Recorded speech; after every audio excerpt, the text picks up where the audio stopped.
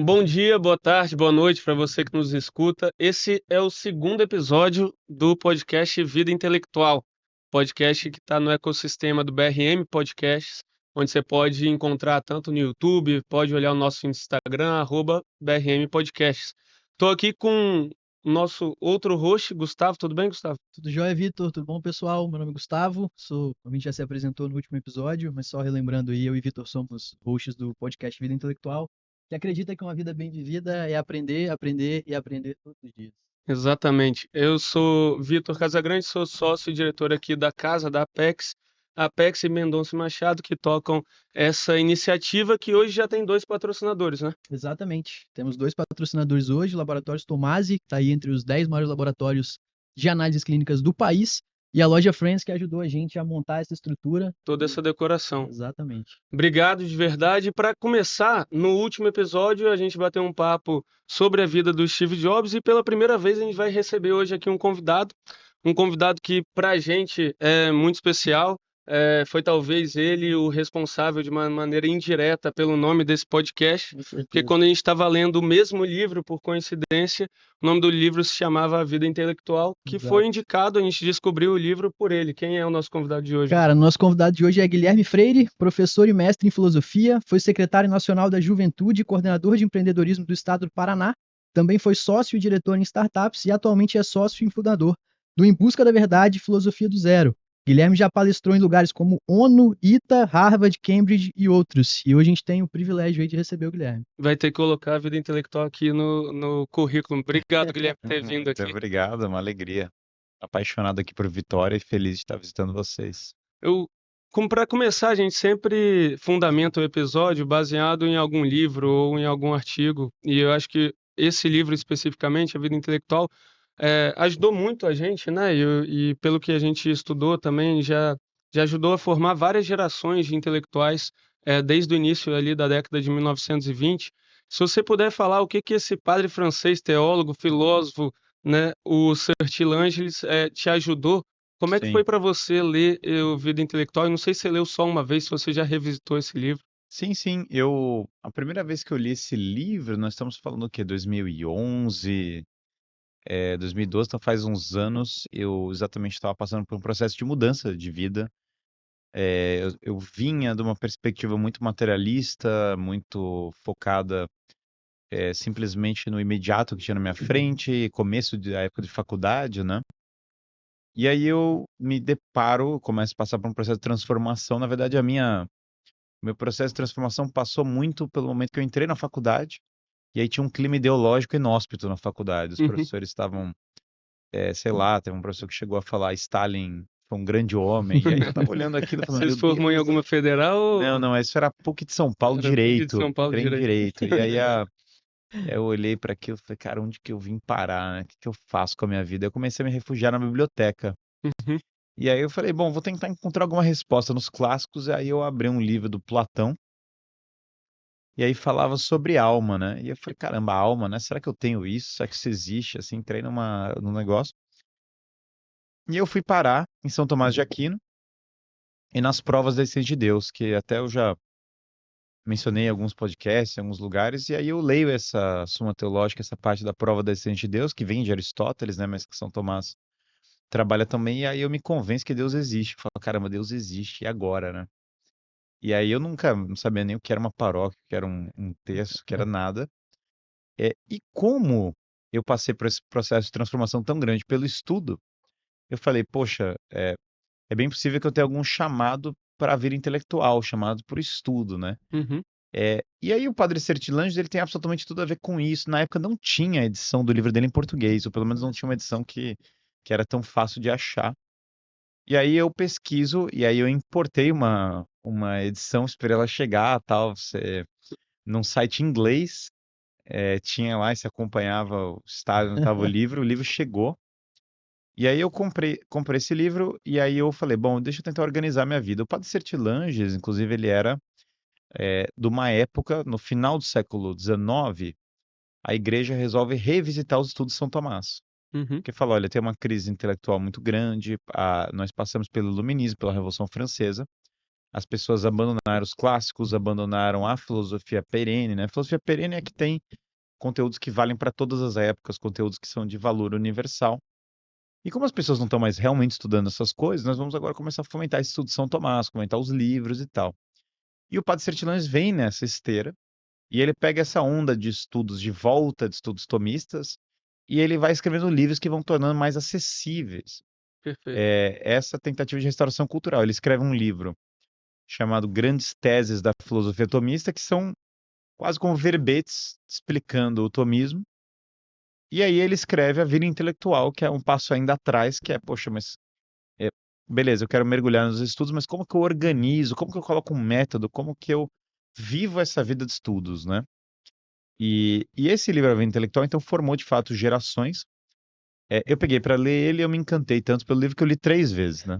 Então, Legal. eu li 3 vezes seguidas. Uma coisa que aconteceu nesse período, aliás, é que, enfim, hoje, felizmente, tenho uma capacidade de leitura melhor, mas quando eu estava começando esses 12 anos atrás, 13 anos atrás, sei lá, 14, agora já, sei lá. Eu peguei o livro do Platão, a primeira vez que eu li, eu falei, cara, eu acho que eu entendi uns 15% desse livro, 20%.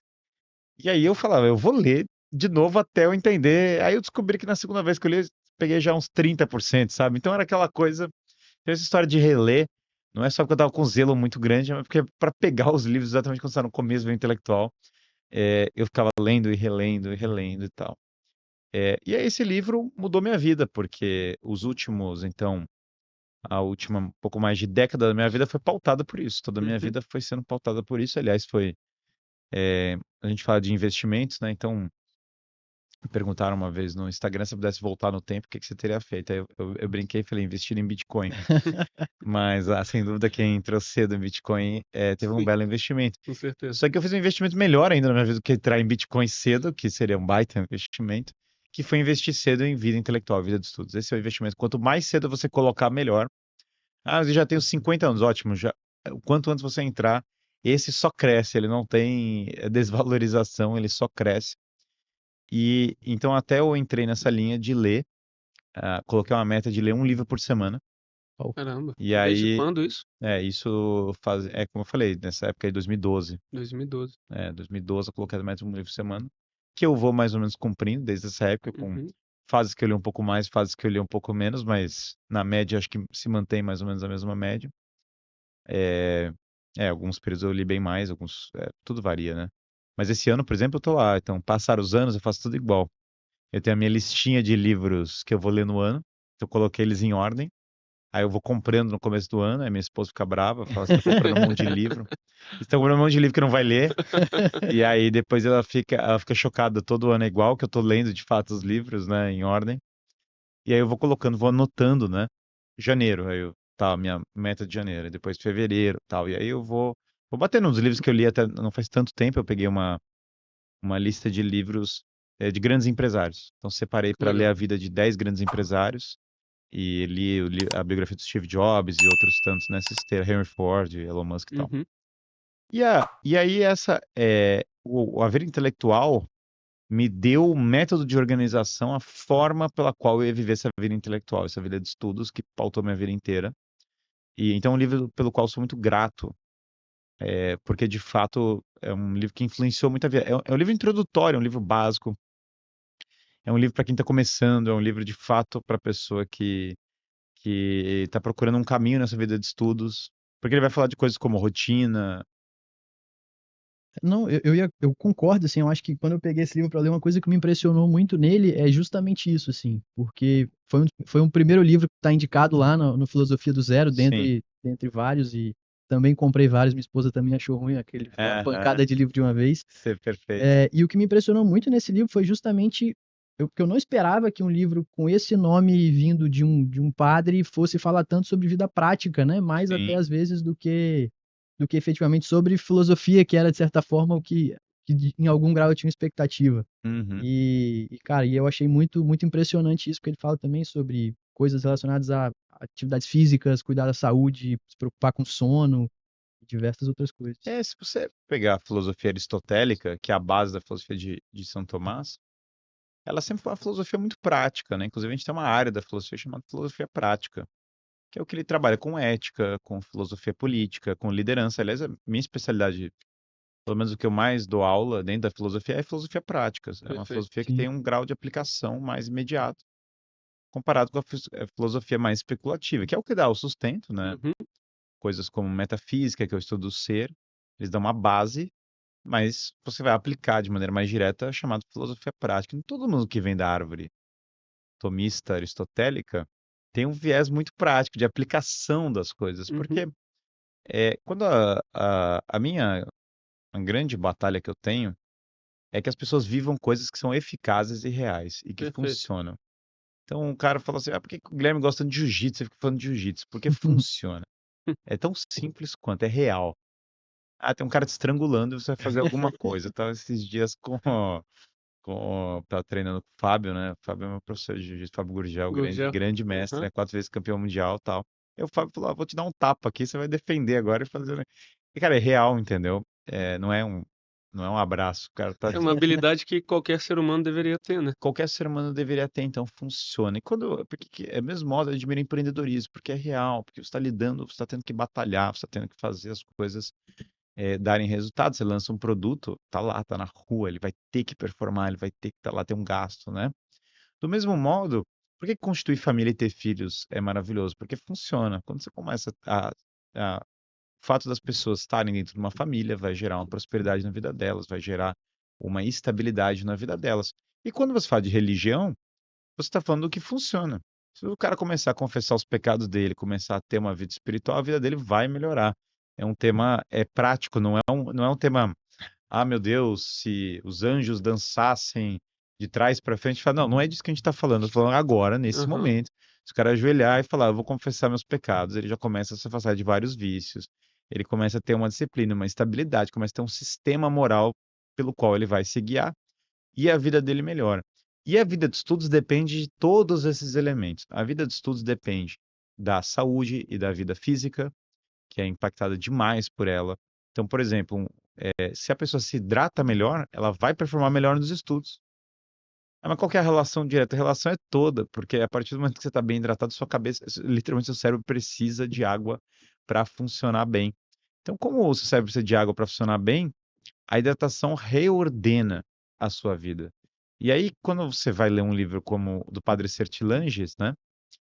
O que que você começa a encontrar? Ele fala o seguinte: olha, comece a organizar os seus horários, Sim. comece a organizar os seus hábitos, vai fazer exercício, entendeu? Aí eu achei Perfeito. isso sensacional quando. Acho que conecta com alguns aprendizados que a gente tira do livro, né? Em algum momento ele fala para todos encontrarem o seu equilíbrio, né? E que a vida de um intelectual deve ser intelectual nela por completo, né? E não só com base nos estudos. Só conectando com o mundo atual, o que que eu percebo, né? Você vê várias pessoas que eu acho que tem uma procrastinação ativa. É uma Hum, pessoa ali que ela não está fazendo nada, mas ela vai falar: pô, essa semana eu li um livro inteiro. Ela ficou lendo um livro que não necessariamente ela vai colocar em prática nunca na vida sim, dela. E na verdade é quase uma impulsividade, uma impulsão sim, ali por uma busca por conhecimento que nunca vai virar, na verdade, uma habilidade prática. é, E a gente estava conversando aqui, você lê um livro por semana. Mas você é, trabalha com isso, né? A sua vocação é essa. Na é. minha cabeça, quando eu terminei de ler o livro, eu fiquei muito mais crítico ao que eu vou escolher ler do que necessariamente aumentar a quantidade de livros que eu leio por ano, por Não, exemplo. é muito melhor escolher livros bons do que ler quantidade de livros sem ser bons, Pois né? é. Eu, graças a Deus, eu leio bastante livros, mas eu leio coisas boas, né? O cara ler porcaria não adianta, né? O Exato. que que é isso? Eu forjei minha visão de mundo a partir do Homo sapiens do Harari. Eu falo, meu Deus do céu, entendeu? O último que sair apaga a luz, sabe? Qual que é a próxima, né? E aí, o que que há? Ah, então que eu deveria ler o quê? Você tá falando que Sapiens é ruim, o mundo de Sofia é ruim, é horrível mesmo. Então, o que que eu deveria ler, Guilherme? Bom, o que você deveria começar a ler é Platão, Plutarco, Aristóteles, a vida de Alexandre o Grande, a história do Império Romano, Santo Agostinho, as Confissões. É você voltar para os grandes livros que construíram a humanidade, porque com esse você nunca vai errar. Com certeza você pode pegar um cara, um progressista contemporâneo, e ele te dá péssimos conselhos. Mas olha, Platão tá sendo lido e avaliado há mais de 2.000 anos e tá funcionando, ou seja, é outro Exato. patamar. O cara fala, li a Divina Comédia, perdi meu tempo. Não acontece, entendeu? O cara perde o tempo dele lendo coisas que são desordenadas, que estão fora da principal tradição dos grandes livros. Acho que esse é a grande batalha a ser recuperada, é a tradição dos grandes livros, dos grandes autores, dos grandes clássicos, né? Essa é a leitura que vai recompensar mais a pessoa. E esses livros vão ser muito mais práticos que qualquer outra coisa, né? Eu aprendi, é muito engraçado porque eu falei que eu estava contando que eu li os livros, sei lá, do Elon Musk, do Steve Jobs, né? Que vocês debateram o Steve Jobs na última. Uhum. E acaba fazendo uma referência ao Elon Musk sempre, né? Porque você tem duas Toda figuras hora. ali Você, semelhantes. você entende muito melhor como funciona a mente de um gestor como esse, lendo a vida de Plutarco, do Alexandre o Grande, do que você vai entender lendo um outro autor que está com algum lobby contemporâneo desconectado daquilo que é a tradição. Então, mesmo para entender fenômenos atuais, é muito melhor, por vezes, você voltar a essas grandes obras, né? Eu lembro que eu tenho um vídeo lá, eu tenho um vídeo meu gravado, eu estava dando uma aula e eu falei, olha, porque é bem possível que o Donald Trump tentem matá-lo. E aí os caras gravaram isso e aí aconteceu, sei lá, no mesmo dia, no final do dia, o Donald Trump tomou o tiro. Eu falei, é evidente, o cara tá falando que é o povo da Copa. Não é nada disso. Não, não tem nada disso. O que acontece é o seguinte, quando você entende os padrões. Eu tava, na verdade, falando sobre o Império Romano. E quando você entende os padrões, a forma como as coisas se comportam ao longo da história, você consegue prever o resultado das coisas no futuro pelo padrão de comportamento. Não é adivinhação, é só que você entende o que é a quebra de um paradigma político, como que isso vai impactar a vida das pessoas. E o que o Sertilanges fala, né? É uma coisa fantástica, porque, primeiro, por exemplo, quando você tem um horário para ler, as pessoas falam, quero ler 1 milhão de livros, quero ler não sei o quê. Eu não acredito no que não tá na agenda, sabe? Uhum. Que tá lá como um bloco na agenda. Porque a empolgação, você falou muito bem, o cara se empolga, ele vai lendo na empolgação, e depois ele fica 3 anos sem ler nada. É. Porque não é uma rotina, não é um hábito constante. A virtude vai sendo forjada a partir dos hábitos, a partir da constância ao longo de anos. Então, a primeira coisa que eu recomendo para o pessoal, a partir do próprio Sertilanges, é separar um horário por dia.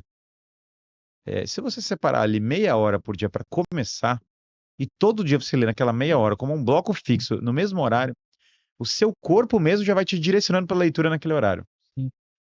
E uma coisa que é muito legal também, assim, é quando muita gente fala, mas eu não tenho tempo para ler, enfim, a vida é muito corrida e etc. E um exercício que foi para mim impactante para enxergar isso é justamente a divisão entre vício e virtude, né? Porque Uhum, quando você começa a olhar para sua agenda, para sua rotina e procurar onde que você está gastando tempo com os maus hábitos, você consegue abstrair perfeito. daquilo para conseguir, inclusive, direcionar um tempo para a leitura. Então, vamos lá. Essa coisa sobre não ter tempo para ler, não existe. Isso é bullshit total. Ah, não, como assim, Guilherme? Eu não tenho tempo. Olha, eu tenho aluno. Aluna mãe de casa com 10 filhos. Tem médico que dá plantão. Tem gestor do mercado financeiro. Tem todo tipo de coisa que vocês puderem. Tem policial que vai pra rua. Tem todo o perfil que vocês puderem imaginar, conceber, e as pessoas estão lendo. Então, assim, não existe a rotina que o cara não tem tempo para ler. Ela simplesmente não é real. Sim. Atleta profissional, sei lá, o Fábio, eu tava tendo essa conversa com o Fábio, Gurgel. citei o Fábio, ele falou: todo atleta tem tempo para ler. Estou falando do atleta que está competindo e tendo tempo, porque ele tem tempo de descanso. Você acha que ele treina Verdade. quantas horas no dia? Ele tem tempo e vai ler. Então, não tem essa. Eu tenho pessoa do mercado financeiro que zerou a obra do Platão, um cara que é gestor de asset. Tem gente, como eu falei, tem mãe de 10 filhos, tá lendo um monte de coisa. Então, assim, não existe esse mito, né, do cara que não tem tempo. Eu lembro uma época que eu tava em Curitiba, exatamente, foi a época que eu comecei o canal do YouTube, né? E eu tava com 2 filhos, sendo a Esther era bem pequena. Eu tava trabalhando no governo, a duríssima tarefa de tentar promover empreendedorismo dentro do governo, né? Do Que é, que... que é isso no governo Paraná, né? Como vocês leram aí no currículo, Perfeito. Uhum. que é o quadrado redondo, né? Então você está dentro do governo tentando fazer com que o governo ajude as pessoas a fazerem coisas fora do governo. É insanidade, né? E aí então eu tinha um horário de trabalho, mas um monte de outros compromissos fora. Eu estava fazendo meu mestrado e eu gravava o canal do YouTube à noite. E eu tinha tempo para ler. Eu falei, cara, eu tenho um horário de trabalho cheio, é, eu tenho um monte de compromisso, eu tenho 2 filhos, eu tenho todo o negócio, e tem hora, existe o horário existe aqui no dia, então, eu falei, o que que o povo tá fazendo, entendeu? E aí o cara vai olhar e falar, não tem tempo pra ler, 28 horas no Netflix, 48 horas no feed do Instagram, então tem uma série de coisas que vão entrando no lugar da vida de estudos, que se a pessoa não tomar o controle da própria vida e falar, não, esse aqui é meu bloco da leitura, ela não vai sair do canto.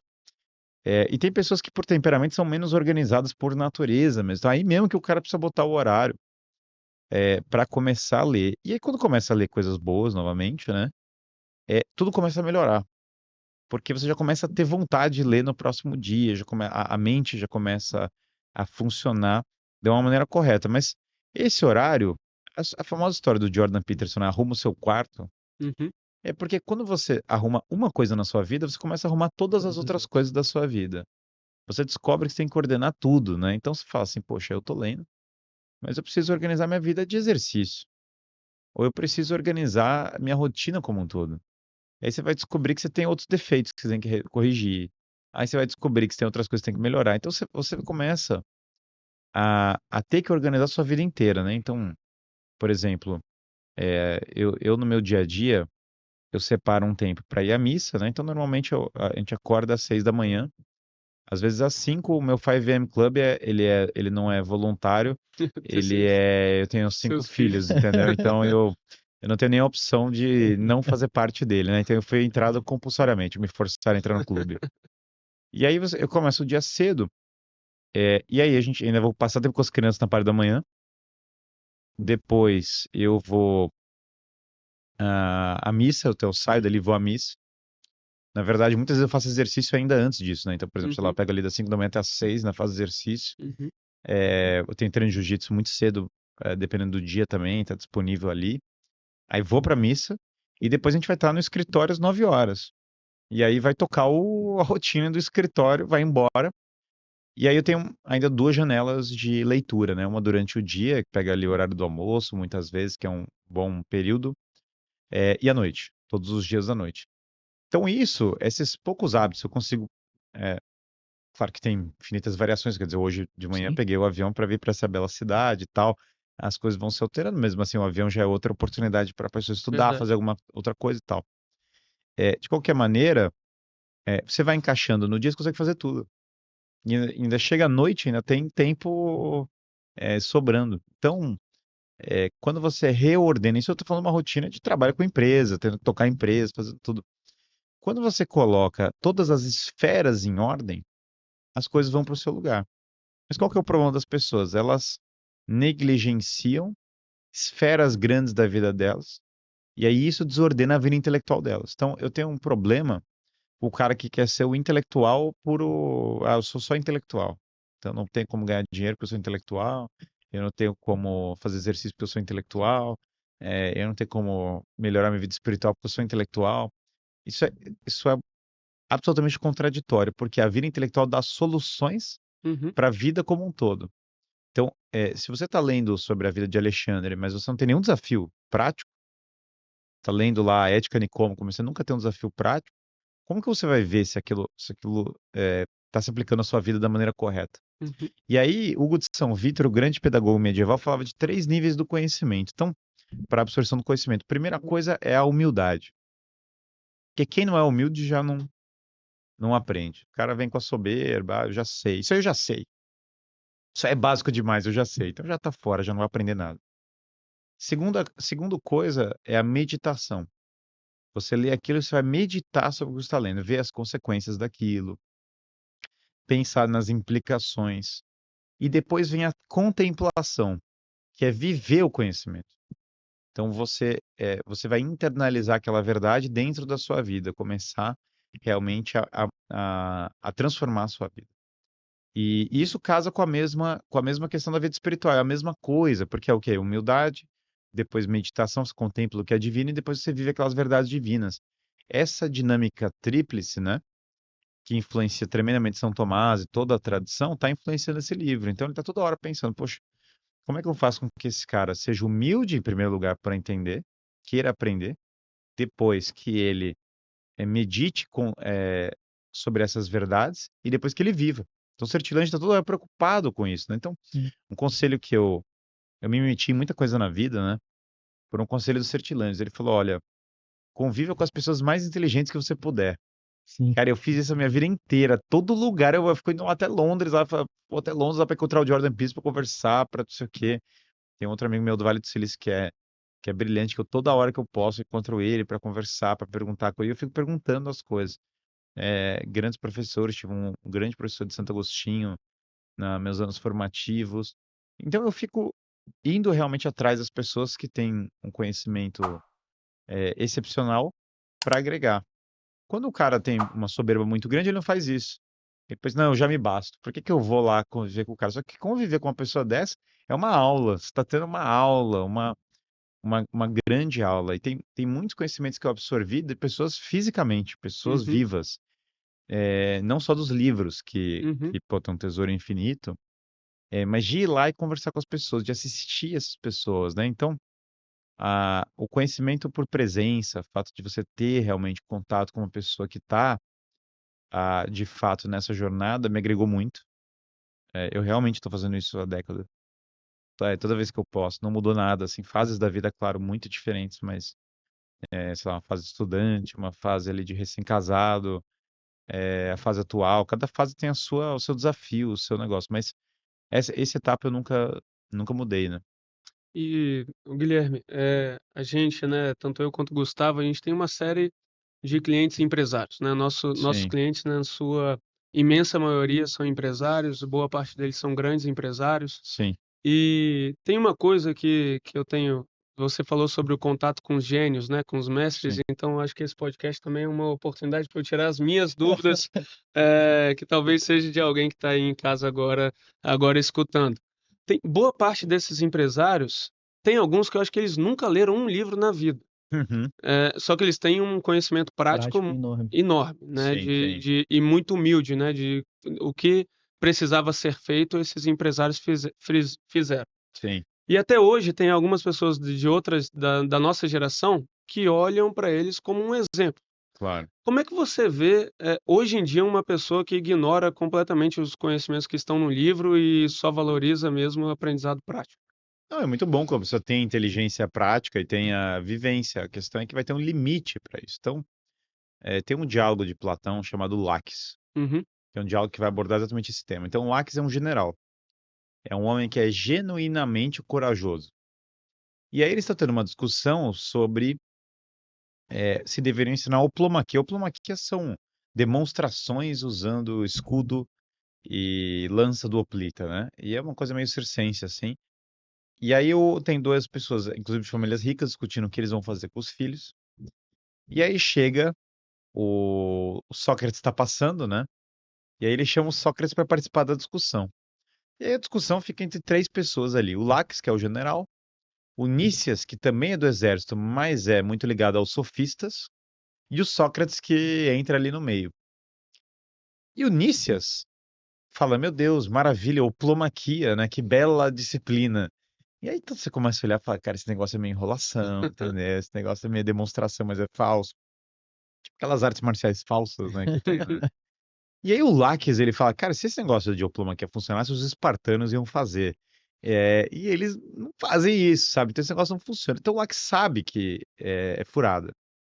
E ele sabe que a diplomaquia não vai ensinar coragem, porque no fundo você está querendo passar essas disciplinas de artes marciais para ensinar a coragem, para melhorar a alma da pessoa. uhum, Só que isso também não é claro para o Laques. Então olha que interessante. O Laques, ele está com a opinião correta. Ele sabe a verdade sobre o caso. Mas ele começa a tomar nó no debate contra o Nícias. Porque o Nícias sabe usar bem as palavras, e vai ludibriar, e vai enganar ele. Aí o Laques fica meio sem palavras, não sabe nem o que falar face ao Nícias.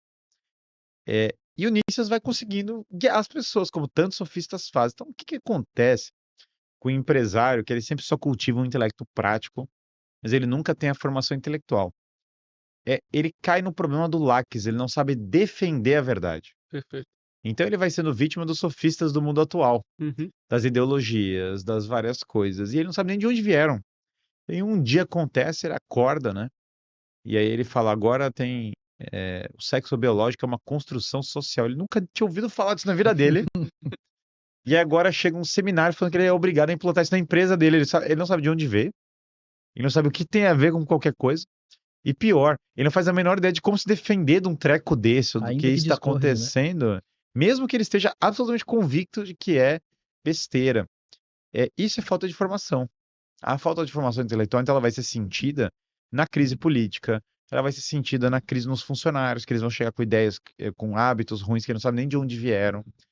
Vai ser sentida quando ele tiver que lidar com outras pessoas que já não têm a mesma boa intenção. Então, o problema é, mesmo que o intelecto prático desenvolvido pela ação, pelos anos, ele tenha grandes benefícios no dia a dia, esses buracos de formação vão ser sentidos em vários outros tipos de desafio.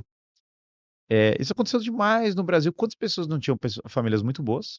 Uhum. E aí mandaram os filhos para estudar na universidade, e os filhos se perderam completamente na universidade, e a empresa começou a capotar. Metade das empresas no Brasil já começa a desabar na segunda geração. Esse tipo de coisa acontece pela falta de formação intelectual do empresário. Se você pegar os empresários antigos, eles tinham um pouco mais essa confiança. Quanto mais você vai voltando, havia essa ideia de que a elite não podia ser só uma elite econômica, ela tinha que ser também uma elite intelectual. Isso está claro no livro do Sertilanges, aliás, ele fala isso. Só que nós perdemos isso. Então o cara fala, não, cheguei na elite, eu sou da elite econômica, então agora está resolvido os meus problemas. Não, não. Você tinha que entrar a ter uma cultura de sacrifício pelo bem comum, porque você tem uma responsabilidade de liderar os outros. E liderar os outros é guiá-los para o bem comum. Então você tem um desafio perante as pessoas que você lidera. E você lidera as pessoas em grande parte por meio do logos, por meio da razão, da Uhum. palavra. Mas essa palavra bebe do intelecto. Então, quanto mais substância o cara tiver, mais fácil ele vai guiar. Ah, mas ele é muito talentoso já, ótimo. Então, melhor ainda, ele vai potencializar ainda mais a capacidade dele quando ele tiver essa formação intelectual, né? Veja que um cara como Elon Musk sempre foi um cara de uma inteligência intuitiva muito grande, que resolveu entrar mais nos estudos nos últimos anos. E de fato, uma série de outras coisas começaram a acontecer depois que ele começou a estudar ativamente. Verdade. Então, é engraçado, porque mesmo o maior gênio da inteligência prática do mundo, quando ele entra na formação intelectual, ele é potencializado tremendamente. Uhum. O Steve Jobs também, né? Parece que ele teve perguntaram para ele se ele pudesse pedir alguma coisa, ele teria pedido a mentoria de Alexandre o Grande, né? Assim, dentro Bom, Steve dessa Jobs fala parte. exatamente isso. Ele fala que se a IA pudesse dar uma coisa, a coisa mais valiosa que ela daria, seria a mentoria que Aristóteles deu a Alexandre o Grande. E ele era fascinado com a ideia, então ele pagou uma grana, por exemplo, para o Nexus, né, o computador da época que ele saiu da Apple, Uhum. para que ele tivesse a obra de Shakespeare. Para que as pessoas lessem a obra inteira de Shakespeare. É muito engraçado Steve Jobs, né? Porque ele vem de uma coisa meio hippie, Sim. viagem pra Índia, droga, loucura hippie total. Só que a experiência dele vai ser uma experiência que vai passar muito pelos clássicos, pela ideia dos grandes livros. Ele vai no final da vida até falar sobre Deus, sobre Bach, sobre tantas coisas que foram impactando ele. Ele era o monarca da empresa dele de uma maneira muito clara. E ele é interessante porque essa questão intelectual, ele falava, olha, um dos maiores usos da tecnologia vai ser ter os grandes livros presentes no computador, né? Que o cara consiga entrar lá e ver os grandes livros. Então, as pessoas às vezes querem emular os aspectos desses líderes empresariais, os mais podres, né? Então, falando, não, realmente, o Steve Jobs, ele foi um grande empreendedor, então eu vou usar camiseta preta com gola aqui em cima, Usar é, droga pra caramba, eu já vou que usar ele droga usou. pra Sair da caramba, eu vou faculdade. sair, eu vou largar a faculdade, e aí eu vou ser o Steve Jobs. Assim, ficar Todos os ralando. outros que morreram no caminho, Ficar ninguém viu. ralando com programação, É. ficar lendo a obra do Shakespeare, ficar fazendo essas coisas, ninguém quer Ninguém emular. quer. Então o cara emula os piores lados do cara e tal. Beleza, quero ser igual o Elon Musk, vou ficar jogando Diablo, né? Então, assim, é um pouco. Isso é uma imaturidade muito grande, mas isso é o sinal da nossa época, porque o cara quer emular os aspectos piores. E aí o ponto quando você quer emular alguém da história é que você emula as virtudes. Então, um dos temas que são claros aí quando se fala da vida intelectual A vida intelectual é uma vida de busca por virtudes e se afastar dos vícios. Uhum. O intelecto é corrompido quando você não faz essa disciplina, de toda hora estar buscando essas virtudes. Porque você começa a não procurar o que é verdadeiro, mas a procurar aquilo que vai ser útil para você só agora. E o problema de não procurar o que é verdadeiro é que o que não é verdadeiro não é verdadeiro. E não sendo verdadeiro vai te prejudicar tremendamente. Eu raramente, tá até falando isso no podcast que eu tive essa semana, eu falei, eu raramente fico preocupado com o que vão pensar do que eu vou falar. Porque se eu ficar falando o que vão pensar, vão pensar o quê, né? Elas vão... Cara, isso eu não quero saber, eu quero saber se é verdadeiro. Uhum. Se for verdadeiro, aí tem um efeito muito curioso, né? Eu já percebi que acontece com as pessoas. Eu falo coisas que o, quebram o senso comum do cara, quebram aquela opinião imediata. Então, por exemplo, é, eu jogo uma coisa que, sei lá, que o Federal Reserve financiou a Revolução Russa. Tá num livro chamado Wall Street and the Bolshevik Revolution. Cara, Fed financiou a Revolução Russa é muito louco. Pensa, né? O Banco Total. Central americano tá dando grana pra fazer pro Lenin, sabe? Inclusive, quando estourou a Revolução Russa, o Lenin estava na Suíça pegando dinheiro e o Trotsky, no mesmo ano, foi para Nova York andar de limusine, recebeu uma grana das pessoas de lá. Isso quebra narrativas de uma maneira muito forte, né? Longe da revolução, os pobres coitados, é isso. Tem muita gente quando ela se depara com ou tem uma outra informação, sei lá, que Santa Catarina de Sena tem um corpo incorrupto há 600 anos. Eu assisti a missa num lugar que está lá o corpo de Santa Catarina de Sena, e o corpo dela está incorrupto há 600 anos. Vejam, você pode ir lá e visitar e ele está lá. É E só vendo mesmo, para só acreditar. vendo isso, e aí o que acontece? Quando você fala informações desse tipo, né, como uma coisa dessas ou outra, muitas pessoas entram em choque e falam: "Ah, esse cara é louco. Eu tô aqui, o cara tá me falando que tem um corpo incorrupto na Itália. O cara tá me falando mesmo que Wall Street ajudou a financiar a Revolução Russa. O cara é maluco, esse Guilherme é maluco." Então ele desliga. Só que aí o que acontece? Quando você fala uma coisa que é verdadeira e não uma coisa que você tá falando para agradar os outros, ele fica com aquilo na cabeça. Aí um dia, ele abre lá o Google, né? Ele digita assim, né? Catarina de Siena, corpo. Aí ele olha e fala: caramba, cara, que estranho, né? Aí às vezes, né? Acontece com alguns, às vezes até ele pega o avião e vai E lá, vai né? lá. Ele olha e fala: cara, não é possível, tá aqui na minha frente. E ele começa a ficar com aquilo na cabeça. Aí ele compra o livro, às vezes ele compra o livro, né? O Wall Street. Aí ele começa a ler, aí ele vai ver que é pior do que o que eu tô falando, né? Uhum. E ele vê lá, por exemplo, que a representação do governo soviético ficava no prédio do Federal Reserve.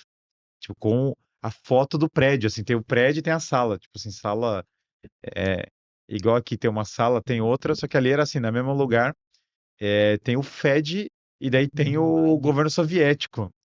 Cara, é trash, né? E ele vê isso daí e ele fala: meu Deus, esse cara tava certo. E aí começa o efeito dominó, né? Porque ele fala: cara, se isso aí era certo e todo o resto, né? E todas as outras coisas que. E agora ele começa a falar: será que a Revolução Francesa foi bom mesmo, né? Será que. Aí ele abre o livro, sei lá, o livro negro da Revolução Francesa, por exemplo. Aí ele vai olhar e fala: cara, a Revolução Francesa era só um genocídio, os caras eram do mal mesmo. Aí o castelo de cartas começa a cair, aí começa a vir um dominó, e um por um, ele começa a mudar a visão dele, né? Teve gente até outro dia, eu falei que tava citando que a parte católica da Alemanha é mais rica que a parte protestante, e aí teve pessoas que são protestantes que estavam muito bravas, falando: ah, que absurdo, tá falando. E aí é muito engraçado o vídeo, né? Porque durante a live tinha muita gente revoltada. Aí passou um tempo, aí vem os comentários. É, galera, ele tá certo. Aí tem um outro mandando: turma, acabei de olhar. Turma, eu estou aqui. Ele está falando um negócio que é verdadeiro. Ou, cara, sou protestante e o Guilherme está falando a coisa mais verdadeira. Eu estou exatamente aqui agora. Então, e é engraçado porque o que é isso? É o poder de ser verdadeiro. É verdade. Existe esse fato. Ele está lá. Quando você cavar, e quando você averiguar ele, quando você for atrás, ele vai estar lá. Então, a verdade tem um poder que as pessoas não se tocam, às vezes. O sofista, o manipulador, ele não consegue competir. Ele tem, claro, a vantagem. Qual que é a vantagem do sofista? Ele consegue mentir. Então, ele ganha um poder ali imediato, porque ele consegue enganar os outros. Ele tem ele não está preso pela moral. Beleza, então ele ganha essa vantagem. Só que quem está com a verdade ganha uma vantagem muito maior, que não importa quanto eles cavem e tal, aquilo ali vai continuar sendo verdadeiro, não muda, não se altera, não vai lá. Eu estava contando esse mesmo exemplo, né? Um amigo meu, falei do Plutarco, do Alexandre o Grande, né? Porque, sei lá, tantas séries, e falaram de uma questão da sexualidade, que o Alexandre o Grande seria bissexual, não sei o que tal. Eu falei, olha, não existe evidência histórica para isso. Aí um cara falou, o Guilherme tá falando um negócio, mas pô, eu vi a série do Netflix, eu vi os caras tá falando um negócio que não é assim. Aí o cara foi ler o livro, né? Aí ele chegou pra mim e falou, caraca, não tem evidência, não existe isso. Inventaram. Eu falei, sim. Ele, mas cara, inventaram mesmo, é tudo falso. Eu falei, sim, sim, eu sei, eu te falei. E aí o cara começa a cair uma ficha e fala assim, caramba, isso é muito mais poderoso, estar vivendo o que é verdadeiro, do que viver uma mentira. Como que eu sei que é verdadeiro? Se você não estudar e não for nas fontes, nunca chega a esse conhecimento, não vai dar certo. Porque você não está averiguando, você não está indo na fonte, você está toda hora só repetindo o que está na grande mídia, o que alguém falou, o verbete que está lá. Eu sempre sei ver quem lê livro e quem não lê. Porque o cara que lê livro, ele fala umas coisas que ninguém fala. Ele do nada cita um exemplo, cita um negócio e fala, cara, que negócio diferente, né? O cara que não lê livro sempre repete o que tá na mídia, então você já sabe tudo que ele vai falar. Já até dou o próximo, né? Ele começa, deixa eu adivinhar, né? Foi em nome da democracia. Tipo, você já sabe até o chavão, a argumentação. Não, não, a economia teve uma muito engraçada no LinkedIn, né? Uma pessoa postando um texto no LinkedIn falando. Estão falando que a inflação está sendo destruída, que a economia está piorando no Brasil, mas olha só, o Bacen está tendo recorde histórico de lucro. Aí eu pensando assim, meu Deus, o lucro do Bacen é literalmente a inflação. É a mesma coisa. Não, o nexo causal é direto. Tipo, literalmente o Bacen imprime dinheiro. E a pessoa não está se tocando disso, né? E aí eu olhei e falei, caramba. Mas claro, quando você não tem esse preparo intelectual, quando você não entra nessa, você vai cometendo erro atrás de erro e repetindo esses erros, eles vão se perpetuando, né? Então, a vida intelectual, ela traz a liberdade. A virtude traz a liberdade, a vida intelectual traz a liberdade. Você não tem como ser livre sem virtude, porque você é escravo das suas paixões. Então, quando você entende a verdade, você é livre. A história da verdade os libertará, é isso. Agora você é livre, você pode tirar 1000 conclusões a partir dali. Mas quando você está preso na mentira, você é escravo.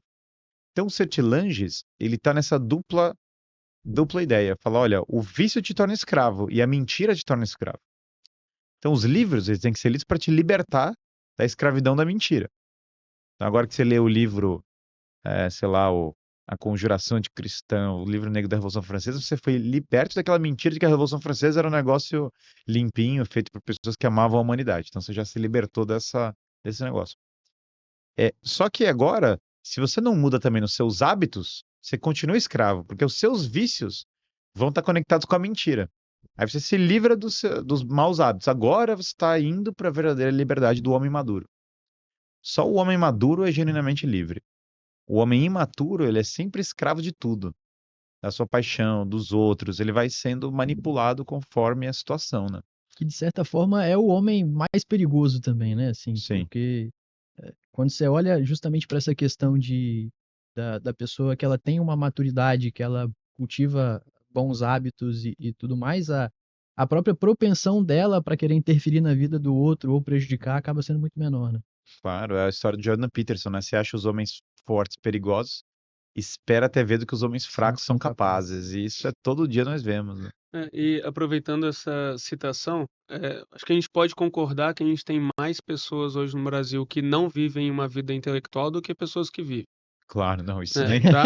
Isso aí é só proporção... pra gente colocar aqui Claro, um fato, uma premissa. Eu acho que a palavra intelectual, ela traz um pouco de um sentimento de burguesia. Nós temos, e não precisa nem ir longe, só uma coisa, nós temos muito mais pessoas que não leem livros no Brasil em geral do que leem. Perfeito. E ela traz, a palavra ali, ela traz um sentimento talvez de burguesia, não sei se ela atinge as massas de uma maneira como a gente gostaria, só que ao mesmo tempo você, atualmente, a gente até conversou um pouco sobre isso antes de entrar no ar, você vê alguns movimentos de coisas acontecendo, não só da elite econômica, como você falou, que estão buscando se tornar uma elite intelectual também, mas pô, de trabalhadores ali que ganham 2 salários mínimos, que ganham Sim, 1 salário mínimo, que já estão se atentando a tudo isso que a gente está conversando aqui. sim, Por que você acha que isso está atingindo mais pessoas e como fazer para atingir logo a grande maioria? sim, sim. Então, como eu tenho duas empresas que atuam em lados diferentes, eu vejo as duas coisas, né? Perfeito. Que eu, em busca da verdade, eu vejo essa elite econômica buscando ser uma elite intelectual, buscando formação intelectual, buscando mudança, que também é um público que muitas vezes não se imaginava eh, que ia também por esse caminho, porque exatamente no Brasil a gente fala isso, mas durante anos a elite empresarial está totalmente dissociada da ideia de formação intelectual, estava perdida nesse ponto. E agora a gente vê um movimento de volta para isso. De outro lado, no Filosofia do Zero, o público é muito variado. Então, me assistem no YouTube pouco mais do que 1 milhão de pessoas todo mês, né? Isso eu tô contando o meu canal. Porque, na verdade, se nós pegarmos os podcasts e não Podcast, sei o que, é cortes. mais, né? Sei lá, acho que Sim. o meu podcast no Inteligência Limitada, sei lá, que eu acho que é o mais visto, tá com quantas visualizações, eu nem sei mais. É tipo uma loucura. Isso é só pra ter uma noção de. Eu até vou olhar aqui, mas é uma. é, Então, isso é muito louco, porque qual que é o resultado disso? Por que eu tô citando isso? Não é pra falar, ó, 2 milhões de visualizações, tá lá o Uhum. podcast. Então, assim, por que eu tô citando isso? É, não é. Já saiu de uma bolha isso, entendeu? 2 milhões de pessoas, cara, pra falar, é uma bolha. Não, tudo bem, mas assim, já é uma bolha meio grande, entendeu? Já tá engolindo a banheira inteira, sabe? A bolha, tipo assim, 2 milhões de pessoas é muita gente. E aí eu vejo pessoas de todo tipo que seguem o conteúdo a partir daí, né? E essas pessoas, veja, muitas delas que estão estudando são pessoas simples. Não é só a pessoa. Eu lembro uma vez, estava andando no Rio, né? E aí o motorista do Uber virou pra mim e falou: Doutor, sou seu fã. Aí ele falou: Eles vêm com esse negócio da minoria isso, minoria isso. Ali na favela a gente é Flamengo, a gente não tem nada desse negócio de minoria. E aí eu falou: Tô lendo aqui agora, tô lendo esse negócio de filosofia do zero. Fantástico. O cara falando isso. Então, assim, já furou essa bolha. Eu acho que cada vez mais vai furar. Eu acho que há 1.400.000 pessoas lá que estão rezando o texto com o Frei Gilson já furaram a bolha. Eu acho que as pessoas estão muito mais conscientes. Imagina, teve uma época no Brasil que as pessoas, coisas como, sei lá, marxismo cultural, o conservadorismo, esses termos nem eram discutidos, eles não eram nem pensados, as pessoas nem sabiam que existia isso. E hoje você vê a população em geral discutindo essas coisas que era inimaginável no passado. Então eu entendo que sim, a bolha já foi furada em muitos aspectos. O que acontece agora, para um amadurecimento, uma próxima etapa dessa difusão cultural, o que as pessoas têm que começar a atuar mais?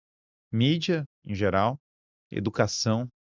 Então, o que a gente precisava mais agora é de mais escolas que têm bons valores, que voltam para a educação clássica, universidades, faculdades que voltam para a educação clássica, jornais que têm os valores clássicos no coração, ao invés de ser lobby para sei lá o que interesse. Eu acho que agora, a fase que nós estamos aqui para o próximo passo, né? A internet já está furando a bolha, certo? Por conta própria. Mas eu acho que um próximo passo necessário é começar a se criar instituições difusoras, organizações difusoras, de ideias e valores bons e de clássicos. E aí você consegue chegar na população como um todo, né? Porque o problema da população é que o cara vai entrar numa escola, daí vai entrar numa faculdade, daí vai entrar numa empresa, né? As empresas também têm que mudar a sua educação interna. Uhum. Todo empresário, ele tem um dever moral e obrigação de zelar pelas pessoas da sua equipe. Isso é parte do seu chamado. Então ele não é para ele ser o pregador, nem para nada disso. Mas é para ele passar os melhores valores que ele puder, o melhor conteúdo que ele puder para as pessoas que estão lá dentro. Então, o dono de uma empresa grande, ele consegue formar as pessoas ao entorno dele, e formando as pessoas ao entorno dele, elas vão criando esse efeito cascata dentro da empresa e vão levando essa cultura para a empresa. Então, se nós começarmos a ver uma cultura melhor nas empresas, escolas melhores, mídia melhor, aí o impacto vai ser muito grande. Aí sim, aí você vai ver cada vez mais pessoas o cara aleatório no ônibus vai estar na mesma sintonia cultural. O problema do porquê ideias ruins ainda estão sendo propagadas é que elas controlam muitos dos meios de difusão da informação. Uhum. Sim. Então, aqui é um tema de alcance, mas é um tema de qualidade também. Porque também não adianta ter coisa de alta difusão, mas baixíssima qualidade. Então tem que ter um Precisa ter o equilíbrio. fundamento, né?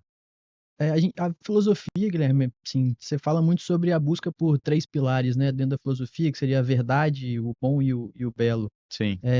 Esses conceitos, eles são objetivos? E como é que a gente define a São. objetividade desses conceitos? Bom, se eles não são objetivos, não tem mais nada objetivo, né? Só isso é objetivo no mundo, né? A beleza é subjetiva, tá no olho de quem vê. Balela, a beleza existe. É, falou as pessoas que acham que o pinico é arte e que a Capela Sistina é feia, né? Assim, o cara teve uma. Tem grandes zeladores da beleza. Tem algumas pessoas que são iluminadas, né? Então tem duas pessoas que são iluminadas. Tem aquela senhorinha, claro, que falou: esse cara tá pelado, né, na TV, e que é uma iluminada. Teve uma pessoa que é uma iluminada também, que foi uma moça na Itália, né? Que ela jogou fora uma obra de arte. E aí falaram assim. Chegaram para ela e falaram: você jogou fora uma obra de arte avaliada em 200 milhões de euros, né? E aí ela falou assim: doutor, isso é lixo. Eu sei reconhecer. Então, assim, é outra pessoa absolutamente iluminada, sal da terra. Essas pessoas são sal da Sim. terra, né? Então, assim, a verdade, toda a filosofia, toda a vida intelectual busca a verdade. Nós estamos em busca da verdade, daquilo que é real, daquilo que de fato é. E é claro que ela é objetiva, né? A verdade, aliás, como Pôncio Pilatos fala, né? O que é a verdade, né? E você de fato vai cada vez mais entender essa origem divina do bem, da verdade e da bondade. Então, nós podemos não saber toda a verdade do mundo, todas as verdades, ou toda a verdade em absoluto. Nós não temos esse conhecimento, isso é vedado aos homens. Mas tem várias coisas que nós sabemos que são verdadeiras, e é a partir desses alicerces que nós vamos construir a nossa vida. A mesma coisa é o bom. Vou dar um exemplo de objetividade da virtude. Comer em excesso vai ser ruim, e comer pouco demais vai ser ruim. A medida ótima pode ser variada de acordo de pessoa para pessoa, mas que comer de forma equilibrada vai ser bom a todas as pessoas é um bem objetivo. Então, coragem, justiça, prudência, temperança, as virtudes como todos são bens objetivos. Então, existe uma objetividade do bem. E a beleza, a harmonia das formas, a sintonia das coisas também há uma objetividade da beleza. Eu posso ter gostos diferentes, eu posso ter variações, mas que existem coisas que são mais bonitas do que outras, elas existem, né? É igual todo mundo que vai defender o relativismo, né? Falar, não, não, é tudo relativo e tal. Então, assim, é, eu até falei isso no podcast recente, o cara falou o relativismo. Então, o Rony, que era agora tá no Atlético Mineiro, né? Então, ele é melhor que o Cristiano Ronaldo. O cara, não, isso aí não, né? Você troca. E o cara fala, e nada contra o Rony, né? O Rony rústico aí, o cara tal, tá na luta, entendeu? Mas ele não é o Cristiano Ronaldo, entendeu? Do mesmo modo, quando você pega uma música, uma batida aleatória, ela não é Johann Sebastian Bach, entendeu? Uhum. E isso não é, o cara, eu prefiro Mozart a Bach, maravilha, essa discussão tá ótima. Mas existe uma grande diferença, existem níveis nas coisas, né? Então, é uma falsificação intelectual você trocar, você fingir que esses juízos, né, não existem. Sendo que nós sabemos, em última instância, nós podemos não ter a formação perfeita, mas nós temos uma intuição do que é ruim, do que é bom. Nós temos uma intuição do que é belo, nós temos uma intuição do que é verdadeiro. E o problema é que nós vamos traindo a nossa consciência, nos afastando daquilo que é verdade objetiva, daquilo que é o bem, né? Então, a sua avó do interior sabia, entendeu? Qual é o caminho das virtudes, sabe? Ela tinha claro na cabeça dela qual era o caminho das virtudes. É, eu acho que tem que ter tudo na vida é isso. Existe uma. É muito engraçado, né? Até tem um gráfico, tem uns memes sobre isso, muito engraçados, porque entre o fazendeiro, o pedreiro e São Tomás de Aquino e Platão tem uma sinergia muito grande, né? Então é como se você tem uma grande formação intelectual, mas que vai chegar em verdades básicas, verdades muito elementares, né?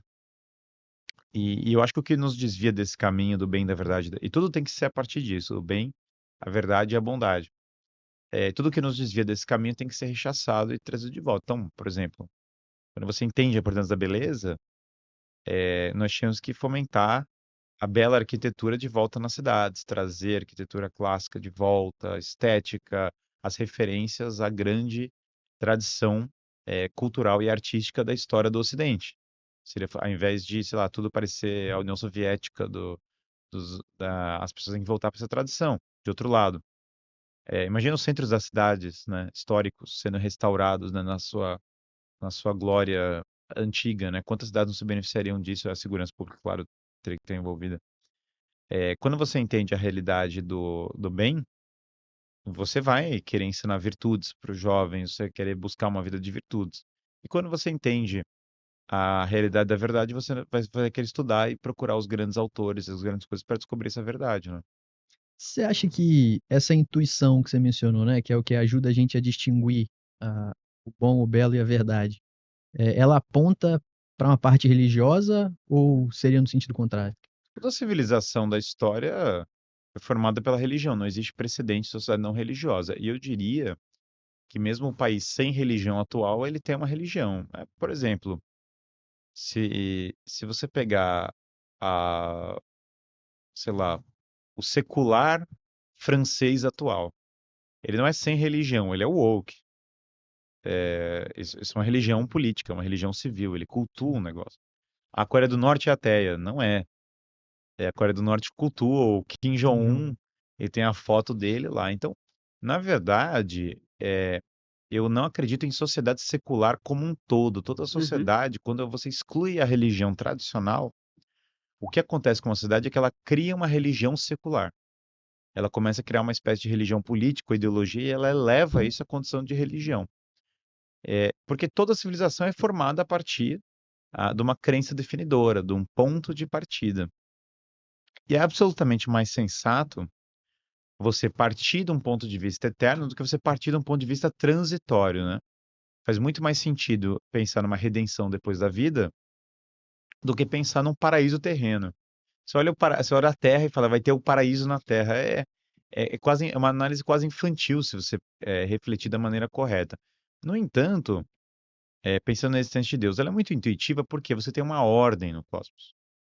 Chesterton falava uma coisa muito boa que é impressionante que o Sol nasce todo dia. O fato de existirem leis da natureza, né? Eu estou falando da matemática, das coisas assim, já é impressionante por si só. Porque veja, existe um padrão na realidade, existe uma ordem, existe um princípio ordenador, né?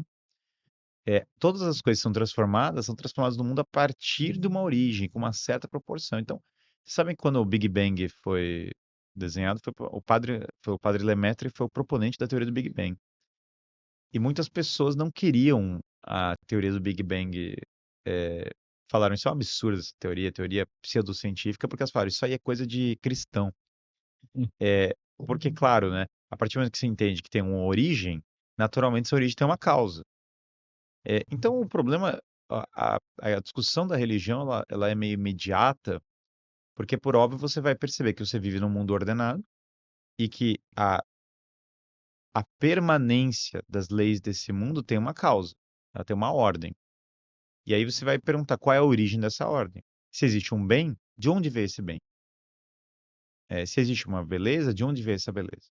Se existe uma verdade, de onde veio essa verdade? Qual é o ponto original? Qual é o ponto máximo dela, inclusive? Qual é o paradigma sobre o qual você está comparando todas as coisas?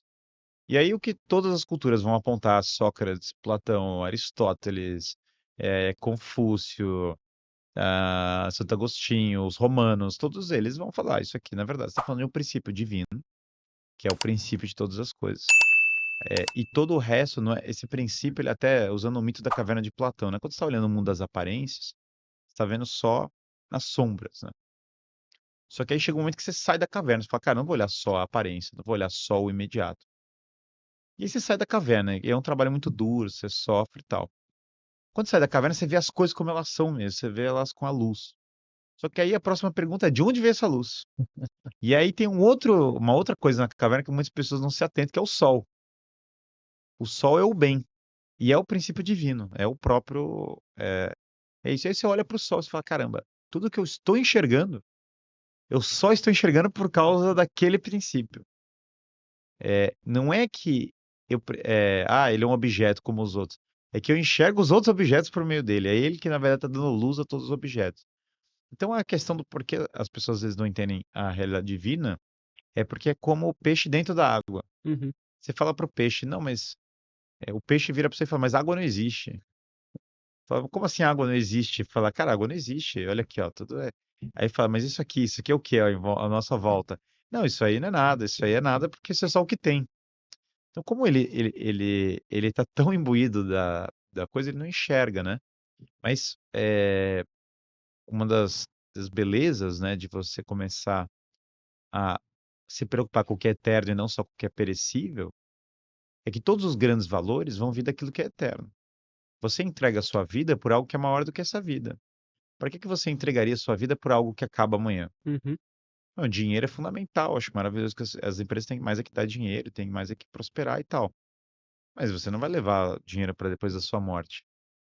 Ter a forma física, Sócrates falava, uma vergonha ao homem morrer sem saber do que seu corpo é capaz. É maravilhoso, mas você também não vai levar ela depois da sua morte. Só você mesmo pode corromper a sua alma. Por isso que Platão vai falar que é melhor sofrer uma injustiça do que praticá-la. E quando você sofre uma injustiça, beleza, você vai ser prejudicado, sem dúvida. É péssimo. Mas quando você pratica uma injustiça, você está fazendo algo muito pior. Uhum. Exatamente, você está fazendo um mal que não é o mal do seu corpo ou do seu patrimônio, é o mal da sua alma. Que é o mal que os outros não conseguem fazer esse mal, eles não conseguem destruir a sua alma. Você consegue, você abriu a porteira para o mal, para se prejudicar de uma maneira que os outros não conseguiriam. Então, o que que acontece aqui?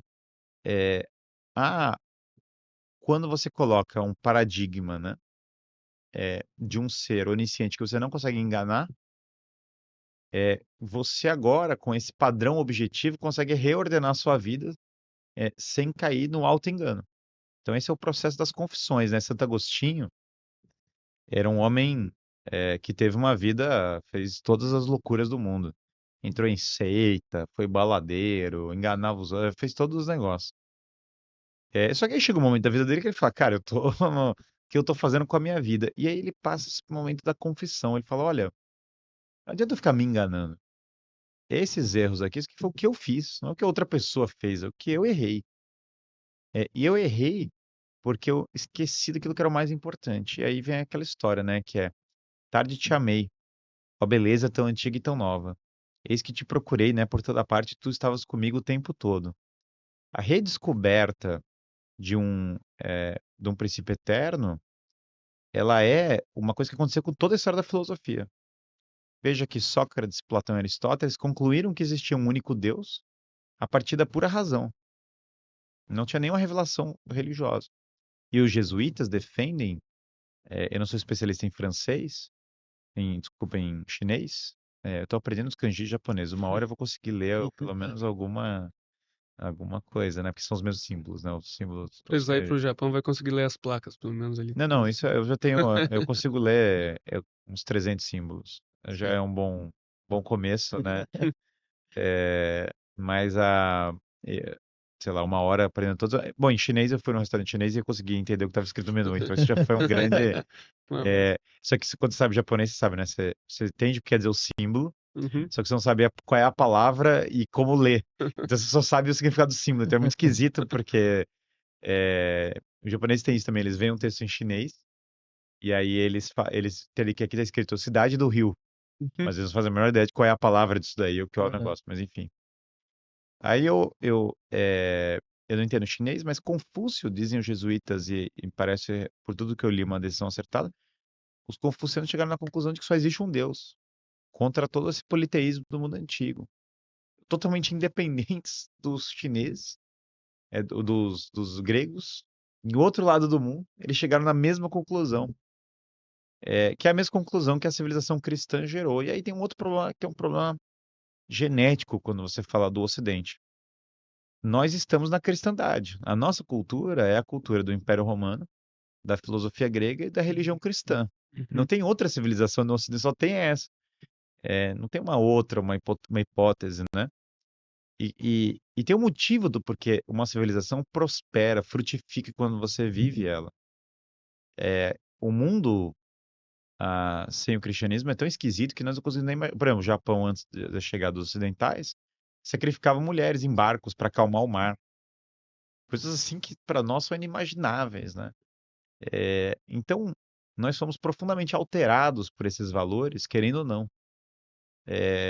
Então, eu entendo que quando você rejeita a religião, você vai cair numa loucura religiosa pior do que qualquer coisa que podia ter de problema anterior, né? Guilherme, na sua busca pela verdade, né, você buscou sobre a religião, sobre filosofia. Tem algo que você está buscando nesse momento que você ainda não encontrou? Olha, eu tô muito preocupado nesse momento em trabalhar para restaurar o Brasil, porque a partir do momento que eu entendo que tem valores que são fundamentais, né, e que estou buscando para minha vida, para minha família, para minha empresa, para as Uhum. pessoas ao meu redor, eu acho que o nosso país ele precisa ser restaurado, ele precisa ser recolocado a um princípio de ordem, né? Então a minha missão está muito na cabeça de como que nós fazemos o nosso país funcionar da maneira correta, né? Porque muitas pessoas têm uma cabeça de, não, eu quero ganhar meu dinheiro e ir embora e abandonar o país e tal. Eu não vou julgar quem está se mudando, qualquer coisa, mas eu sinto um dever muito grande de missão perante essa terra de Santa Cruz, né? Como é o nome original desse país, que foi fundado pela Ordem de Cristo, aliás, né? Parte da minha família chegou aqui no primeiro século. Então, eu entendo que o Brasil é um país nota 9, governado nota 1. Uhum. Então, é muito. O gap é muito grande, né? Então, eu trabalho muito para uma restauração da educação, da cultura, da política do país, né? É, então, eu entendo que a minha grande missão, a grande luta agora é como que a gente faz para restaurar o Brasil, né? Fomentar essa restauração. Acho que é um tema. Acho que nessa fase da vida, a minha grande preocupação é como isso vai impactar o próprio país, né? Perfeito. Até compartilhando um pouco da minha vida intelectual, né, e depois refletir um pouco sobre isso enquanto você estava falando na última pergunta do Gustavo. Eu procurei livros de gestão e liderança quando eu precisei, né? Eu participei de um movimento na universidade que se chama Movimento Empresa Júnior, e eu fui presidente da Brasil Júnior, que é a Confederação Brasileira de Empresas Juniores, tudo. E todos os estados que eu ia, né, aquele ano de 2015 eu visitei 17 estados, todo mundo me questionava algumas coisas, e foi nesse momento que eu comecei a ler É, cada vez mais sobre gestão e liderança. Então eu conseguia ler e colocar em prática. Só que eu nunca tinha buscado conhecimento sobre filosofia, não conseguia definir a minha ideologia. Até então, meu pai é político, acho que a gente sempre tem uma referência paterna, claro. e eu tinha um pouco dessa dúvida, como é que seria eu trabalhar na política. Eu resolvi ajudar um grande amigo meu a se candidatar a deputado federal em 2018. Inclusive foi muito bem sucedido, foi que ganhou em segundo lugar naquela época o deputado Felipe Rigoni. E para fazer uma campanha eu tinha os conhecimentos necessários, eu sabia de marketing, sabia captar recurso, sabia mobilizar voluntários, até por tudo que eu tinha aprendido na prática.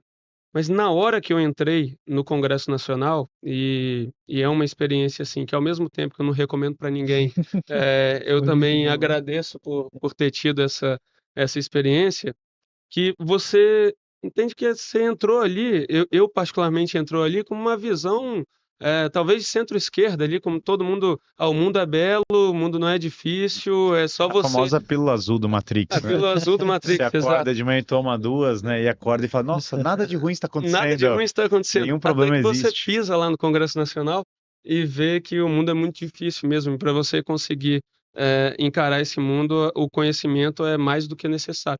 E quando eu busquei primeiro sobre economia, né, Mises, Hayek, eu Sim, comecei a perceber que eu estava no primeiro lugar errado, eu não me via naquela vocação, sim, sim. e rapidamente eu conversei com o Rigoni na época e resolvi voltar para o setor privado, mas o que eu sinto é que hoje as pessoas que buscam conhecimento para melhorar o Brasil, talvez o mais prático é um conhecimento sobre o lado econômico. Acho que o conhecimento do lado moral, de valores, de virtudes, Acho que ele vem depois, talvez, e esse é muito mais profundo, né, em termos de discussão. Na verdade, você tem que estudar tudo meio que simultaneamente, né? O É, correto, embora muitas pessoas tenham feito uma trajetória linear dessa, porque o cara primeiro acorda para essa questão econômica, depois ele vai acordando para outras coisas. Mas eu acho muito importante estudar todo tipo de coisa quando você tem sim, a chance, porque entender a economia ajuda a entender uma série de problemas, mas eu vou contar uma história sobre o Mises, né? Que o Eric van Kunnefleden, que aliás é um belo de um autor, né? Escreveu um livro muito bom, recomendo, chamado Liberdade ou Igualdade, que ele fala que tem um ou outro, né? E aí o Kunnefleden falou, nenhum americano nunca entendeu Mises, né? E aí ele era amigo do Mises de infância, né? Ele fala, e é um aristocrata austríaco. Ele fala, o Mises veio do mundo que tinha um nível de liberdade que nunca existiu nos Estados Unidos. E a política econômica dele funcionava porque ele vivia numa monarquia. Então, na verdade, como ele vivia numa monarquia, o rei podia simplesmente forçar a economia a ter liberdade. uhum, Só que aqui nos Estados Unidos as pessoas votam.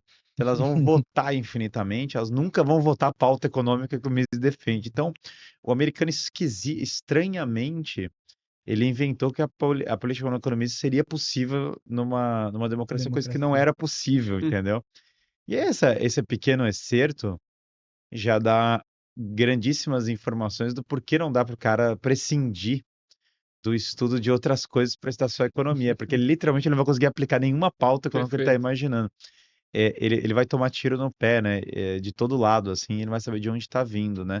Tem uma, tem várias dessas, né? Claro que é, claro que ideias dessas foram aplicadas, obviamente, no Chile, em condições totalmente alheias às que as pessoas emendariam, mas também um governo muito inferior ao que foi a Áustria antiga. Imagina, cara, o que era a Áustria antiga, né? Você vê os vídeos, assim, aquele mundo da Sissi, né? É tão alienígena para nós, por vezes, né? Então, o problema que eu vejo é que e outro exemplo clássico disso é que quando você pensa numa empresa, uma empresa é gerida ao modo de monarquia, né? Então, quando o cara fala o que mais funciona no setor privado, no fundo, o que ele está mais falando é que mais funciona é ter uns líderes que são fortes para Perfeito, tocar a coisa com accountability, sem dúvida. perfeito. Nada, porque ó, tem Sim, uma diferença, a diferença entre monarquia e tirania é que a tirania ela não tem accountability não precisa e prestar conta de não nada, né? precisa prestar conta de nada, e na tirania você não tem a lei natural, você não tem um norte moral para guiar as coisas. Quando você tem essa lei natural e quando você tem uma accountability, você tem uma monarquia ao invés disso. Então, o que muitas pessoas procuram quando elas admiram o setor privado, no fundo, é uma restauração da monarquia. O Steve Jobs não usava o termo, mas ele era o monarca da Apple. Aliás, eu tinha uma jornalista progressista que foi me entrevistar em Londres, né? Do The Guardian, né? E aí ela falou assim: Ah, vocês estão interessados nas ideias da direita profunda, não sei o quê. Eu falei: Olha, é, você é interessado em monarquia? Eu falei: Sim, sim, eu sou super interessado. Para mim, um dos grandes monarcas que tiveram nos Estados Unidos é o Steve Jobs. Aí ela ficou muito confusa, né? Porque nossa, é verdade, né? É verdade. Inclusive o Steve Jobs, claro, botou um conselho fake na Apple para ele poder mandar de verdade, tal, no negócio, e tal. E aí você olha é, essa história, o problema que muitas pessoas têm é que elas têm uma visão é, unidimensional dessas coisas. É impossível você ter uma liberdade econômica sem ter um profundo tecido moral. Porque a corrupção moral e da família da sociedade vai destruir essa liberdade econômica, sim. E vai aparecer o tirano para Uhum, explorar essa corrupção com uma facilidade inimaginável. Ele vai oferecer coisas de graça que as pessoas vão querer infinitamente, elas vão se vender. Então você não consegue, na verdade, não ter uma mudança você não consegue ter uma mudança econômica dissociada de uma mudança moral e política ao mesmo tempo. As coisas estão absolutamente conectadas, né? Então, é um erro, e é um erro que acontece com muitas pessoas que começam. Então, claro, começo a jornada intelectual como uma pessoa mais libertária, né?